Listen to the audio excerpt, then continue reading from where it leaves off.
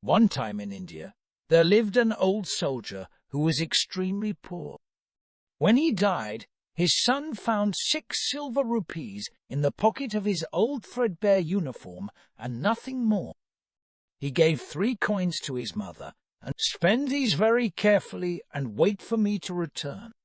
I am going into the world to seek my fortune, and when I return, we shall have more rupees than we can ever spend. Go if you must, said his mother, but do one thing, beta. Don't get eaten by any wild animals. The boy hugged his mother and said, Don't worry. I don't intend to be a snack for anyone. And he set off down the path which led through the forest. After he had tramped 2 or 3 miles, he met a tigress who was sitting and blocking his way. The tigress held up her paw, mewed like a kitten, and said, Good lad, if you will take out this thorn from my paw, I shall be forever grateful. The boy backed off, saying, No, ask somebody else. I'm on my way to seek my fortune, and I promised my old mother that I wouldn't get eaten by any wild animals. But I'm not hungry. I'm in pain, pleaded the tigress. All the same, said the boy, if I begin to pull out the thorn, it will hurt you even more, and you shall kill me with one pat of your paw. No, no, cried the tigress. I will tie my face to this tree, and when the pain comes, I will pat the tree. The soldier's son had a kind heart, and he did not like to see an animal suffer. So he agreed to do as the tigress asked. He pulled out the thorn. The pain in the tigress's paw was so sharp that she slapped the trunk of the tree, splitting it into pieces. A moment or 2 later, a little smile of relief appeared on the lips of the tigress. She purred and rubbed her side against the boy, just like a little kitty cat. Thank you. You are a good boy, well worthy of your father and your mother. I have a reward for you. Look behind that clump of vines, and you will find a box. Take it, but do not open it until you have walked 9 miles with it. And the grateful tigress was not lying, because the boy found the box with orange and black stripes on it behind the vines, where she had said it would be. As he picked it up and examined the little lock and key on the side, the tigress reminded him, But remember, this one thing, don't open it until you have gone 9 miles. Now off you go. And the soldier's son waved goodbye and marched on through the forest, all the while keeping a keen lookout for wild animals. Before he had gone too far, the stripy box started to feel heavier. That's strange, thought the boy. I'm not tired, and I'm in the best of the spirits, but I'm sure this box was easier to carry to begin with. On he went, and the box grew heavier and harder to carry until eventually, in a fit of annoyance, he exclaimed, The tigress was a witch! This box is some sort of magical trick, and he flung it as hard as he could against a tree.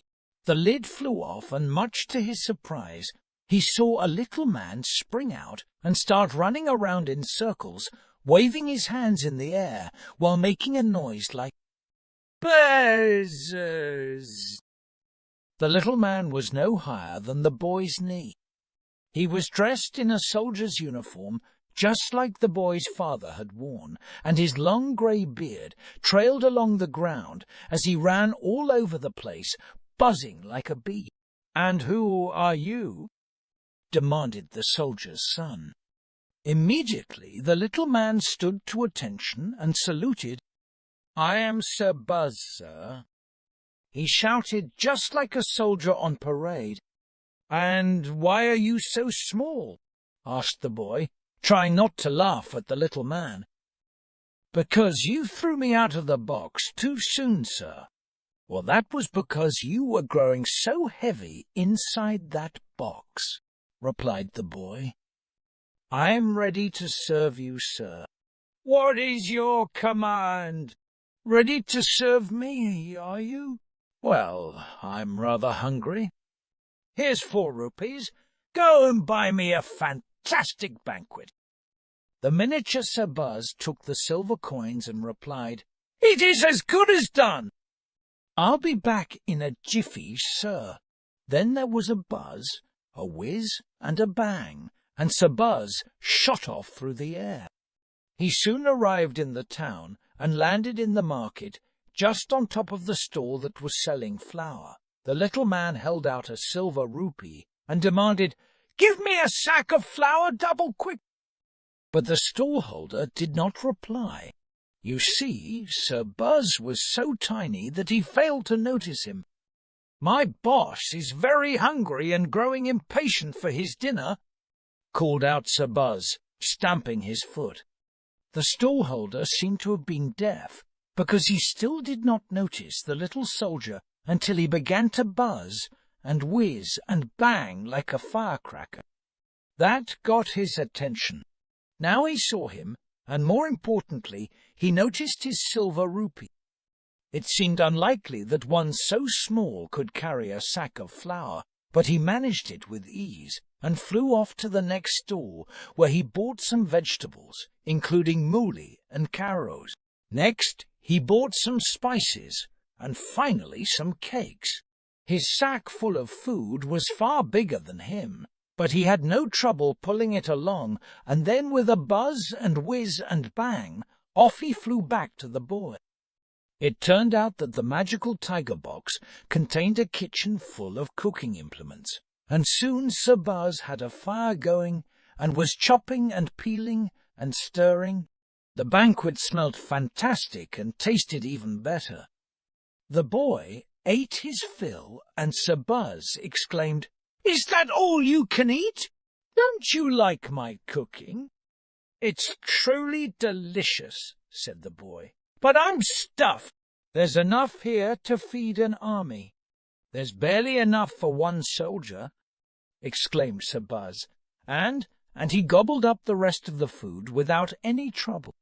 He wiped the corner of his mouth with his sleeve and said, "Well now, sir, time to put our best foot forward," and with an extra loud buzz, whiz, and a bang, both of them flew off to the city, where they set their feet down in the bazaar. "What wish is closest to your heart?" asked Sir Buzz.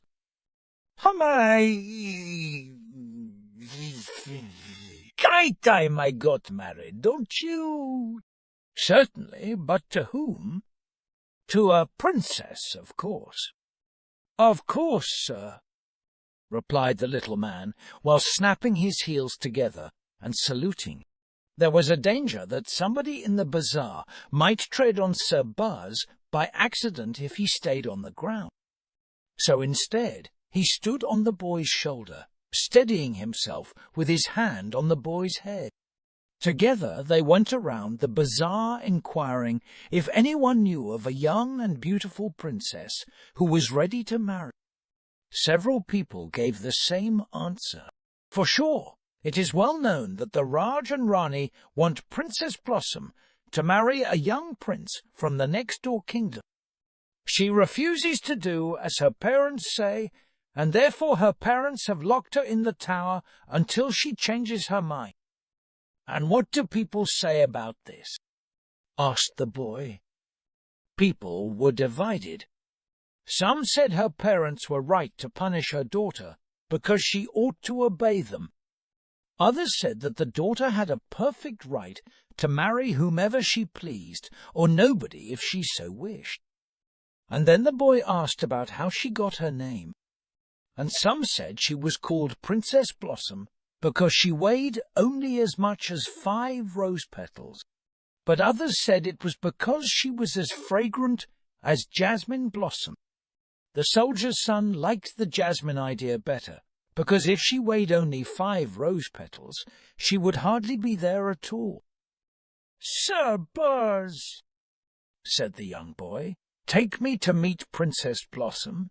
Then the people in the bazaar watched in wonder as the pair flew off with a buzz, a whiz, and a bang. They flew straight through the window of Princess Blossom and landed in her room at the top of the tower. Sir Buzz stood to attention and said, "This is Princess Blossom, sir." The girl sat up in her bed and was about to scream in horror when the young lad went down on one knee and said, "Princess Blossom, your highness, do not call out. I have come to liberate you from this tower." "Are you a sorcerer?" asked the princess. "No, but I have my own genie. He is very small and very powerful," and he picked up Sir Buzz, still saluting and standing smartly to attention. "Oh, how sweet!" exclaimed the princess. Sir Buzz did not like being called sweet, and he started to go. "But hurry," urged the boy. "Somebody might have seen us fly in through your window. Let us be gone before the guards arrive." And indeed the footsteps of the guards on the stairs could already be heard. "If you can do magic, do it now," cried the princess. The bed rose up and hovered in the air. "All aboard!" commanded Sir Buzz. The boy jumped onto the end of the bed, and at that moment the roof of the tower dissolved, and they could see sky and clouds above them. Soon they were flying just below the clouds and looking down on the city, and all the people in the bazaar looked like tiny ants, and thick, tall trees seemed like blades of grass. Princess Blossom's hair flew in the breeze, and she called out, "What's that sound?" "Do you mean that sound that goes bez?" asked the boy. "That's Sir Buzz. He always makes that sound when he performs magic." "Well, his magic is amazing!" cried out the princess. The couple were married in a temple on top of a mountain, and then they flew around all over India to see the great sights such as the Taj-e-Mahal, the Golden Temple of Amritsar, the river Ganges, and the holy city of Benares. Finally the couple settled down in a little house with a beautiful garden, a spring, and an orchard. After a while, the boy said to Sir Buzz, "Sir Buzz, you have served us loyally and done all you can for us. Now it is time for you to retire. You may return to your mistress, the tigress." Sir Buzz stood to attention and saluted. "If that is your wish, then I shall leave," said Sir Buzz. "But if I may be so bold, I suggest you keep a little lock of my grey beard, and if you ever need me, burn it, and I shall be by your side in the blink of an eye, sir." The boy agreed.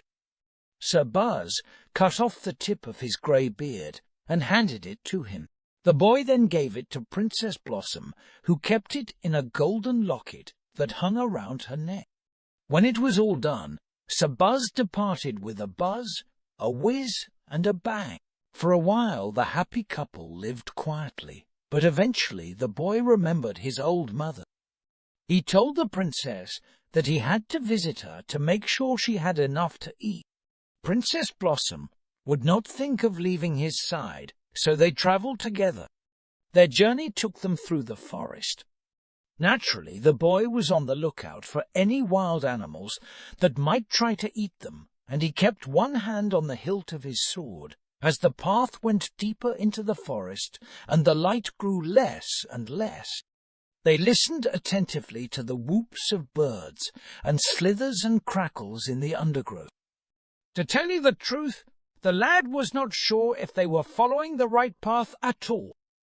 So they were relieved when they came across a holy man, an old Brahmin. He seemed kindly and offered them shelter for the night in his hut, which was not far away. The hut turned out to be quite a fancy house. He left them in the kitchen, saying that they could cook whatever they wished. He only asked them not to open the cupboard with the golden key. The couple found all sorts of ingredients and began to prepare dinner. Of course, the boy could not resist peeking inside the cupboard with the golden key, and he found all sorts of gold and jewels inside. He quickly shut the door and locked it. Now, you might have guessed, the kindly holy man was neither kindly nor holy. He was a monster or monster in disguise. As soon as dinner was ready, he appeared in the kitchen in his real form, with several ugly heads and lots of sharp teeth. The boy thought of his mother, and how she had warned him to avoid wild beasts in the forest. Now he had been caught by one. "Thank you for preparing dinner," said the monster. "You will make tasty appetizers, though it is a shame the princess does not have much meat on her." As he spoke, there was a loud buzzes, and then a whiz and a bang, because the princess had thought quickly and burned the lock of Sir Buzz's grey beard in the fire. In a moment, the little man was standing on the table. "What is this pint-sized old soldier doing in my kitchen?" demanded the monster. "I am Sir Buzz," said the little man, who began to blow through his lips. A great wind drove the monster backwards, and he flew out of the house, where he turned himself into fire. Sir Buzz became a flood of water, and began to chase the fire through the woods.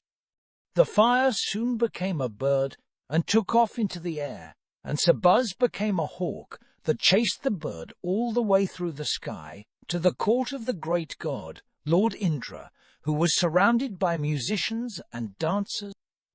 The bird landed on Lord Indra's lap and became a rose.